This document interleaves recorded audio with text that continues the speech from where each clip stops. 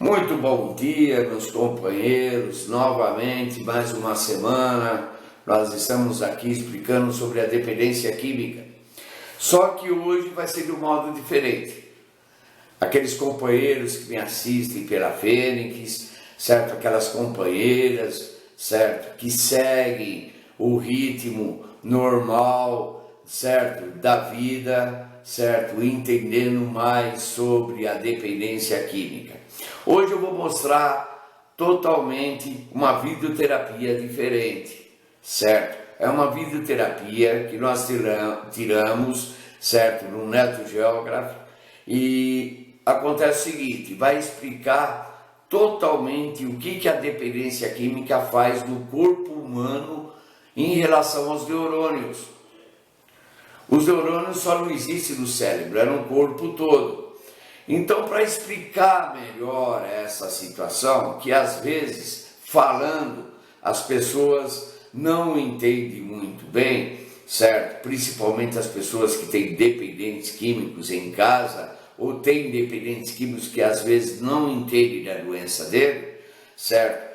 O álcool e a droga, ou qualquer droga lícita ou ilícita, ela afeta os nossos neurônios, fazendo nós entrarmos em depressão, fazendo entrar em surtos psicóticos, tendo situações bipolares, certo? Como já comentei várias vezes aqui na Fênix e em outros lugares que eu participei.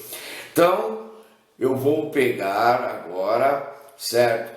E vou passar essa mensagem para vocês. Eu quero que vocês entendam, tá entendendo?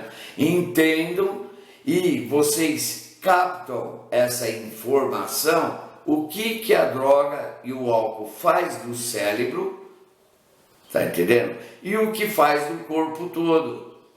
E é bem explicativo, dá para entender e dá para visualizar, se conscientizando o que essas drogas fazem no limite dos neurônios e como elas eliminam os neurônios do corpo humano.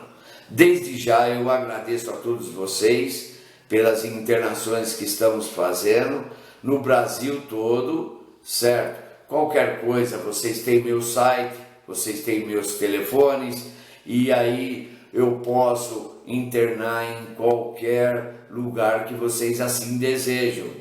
Muito obrigado, eu agradeço vocês de todo o coração, certo? E eu quero que vocês passem uma ótima semana. Eu agradeço desde já. Muito obrigado.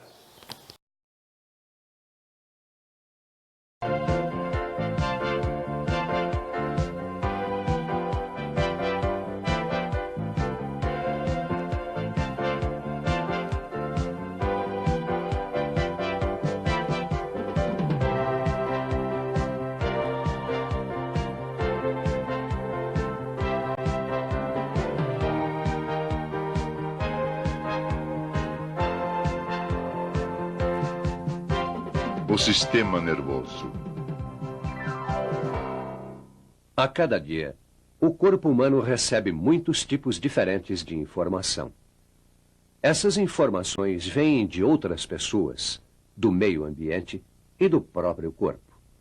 Muitas delas provocam uma resposta, uma mudança na ação ou no comportamento do corpo. Essas informações, chamadas estímulos, são transmitidas desde os sentidos até o cérebro através de uma complexa rede de comunicação e controle, o sistema nervoso. O trabalho do sistema nervoso humano começa aqui, com o neurônio ou célula nervosa, uma pequena estrutura destinada a receber e enviar sinais, também chamados impulsos. O que estamos vendo é uma fotografia de neurônios enviando e recebendo impulsos. A foto foi produzida por um notável processo de congelamento criado pelo cientista americano John Heuser. Depois de colher uma amostra viva de neurônio, o Dr. Heuser a coloca num eletroímã e o neurônio é estimulado com uma carga elétrica que o leva a emitir um impulso. No mesmo instante em que dispara o impulso, o neurônio é lançado contra uma placa de cobre superfria que instantaneamente o congela no momento da ação. O neurônio é então transferido para uma câmara de vácuo, onde ele é ressecado. Depois, sua camada superior é retirada. Por fim, o neurônio é colocado no microscópio eletrônico, que o amplia mais de 500.000 vezes para ser fotografado. Essas fotos de grande ampliação, ou micrografias, permitiram conhecer bem melhor os neurônios.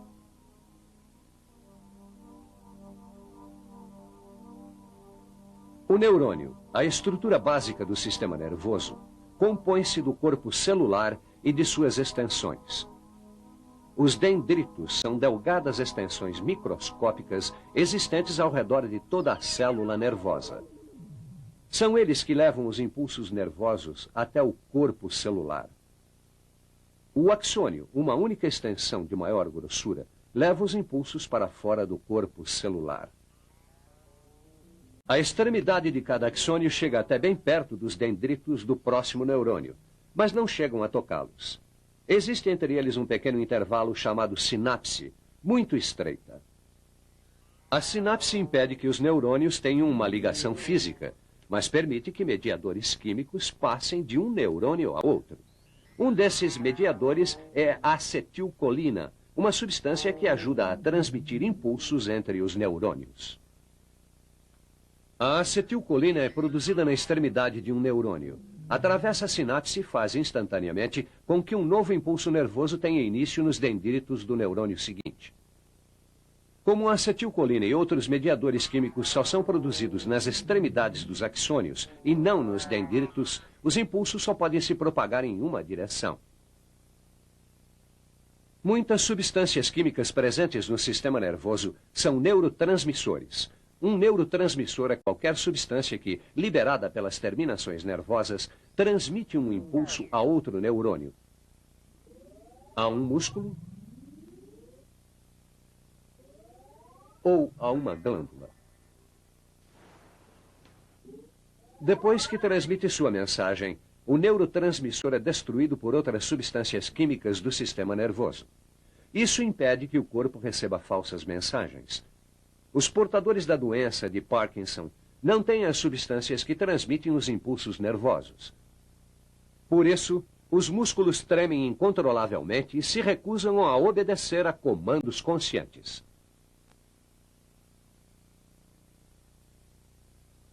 Os íons são átomos com carga positiva ou negativa, e nas células nervosas saudáveis eles estão em equilíbrio.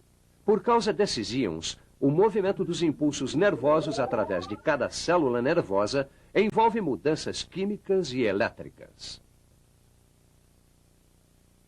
Antes de transmitir um impulso, a camada externa de um neurônio compõe-se de íons de sódio com carga positiva, enquanto sua camada interna é formada por íons de potássio com carga negativa. Quando o neurônio está em repouso, não há nenhum movimento de substâncias químicas para dentro ou para fora da célula. Mas quando o neurônio é estimulado, ocorrem mudanças elétricas e químicas. No ponto estimulado, o exterior da célula nervosa se torna negativo e o interior positivo. Os íons de sódio e potássio trocam de lugar. Assim que passa o impulso, o ponto estimulado retorna a seu estado elétrico e químico original. A propagação do impulso nervoso ao longo da célula provoca mudanças semelhantes em todo o neurônio. Antes que cada parte da célula possa transmitir outro impulso, ela tem de repousar. Em alguns neurônios, esse período de recuperação não ultrapassa 1/1000 de segundo. Os neurônios do cérebro e da medula espinal formam uma unidade chamada Sistema Nervoso Central, que é uma das duas partes principais do sistema nervoso humano. A outra é o sistema nervoso periférico, que é formado por 43 pares de nervos que vão do cérebro e da medula espinal a outras partes do corpo. Juntos, o cérebro e a medula espinal controlam bilhões de neurônios, dos quais somente no cérebro existem 9 bilhões. O cérebro e a medula espinal formam uma só unidade. De todas as partes do corpo chegam impulsos ao cérebro e à medula espinal. Os impulsos recebidos em uma dada região da medula espinal podem ser levados a outras regiões dela ou ao cérebro. Algumas células nervosas são recobertas por bainhas protetoras chamadas neurilemas. Ainda não se conhece a função exata dos neurilemas, mas talvez ela esteja ligada à capacidade que tem a célula de regenerar partes lesadas. Como os neurônios do cérebro e da medula espinal não possuem neurilemas, não são capazes de regenerar partes lesadas. Qualquer dano a esses neurônios é permanente. Daí a gravidade das lesões ao cérebro e à medula espinal. Quando o cérebro e a medula espinal são saudáveis, os sinais químicos enviados das diferentes células sensoriais não diferem.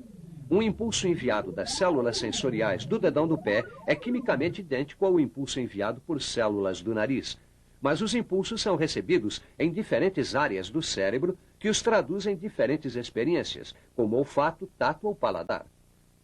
Depois que o cérebro traduz os impulsos oriundos das células sensoriais, ele os devolve através do sistema nervoso para produzir uma resposta.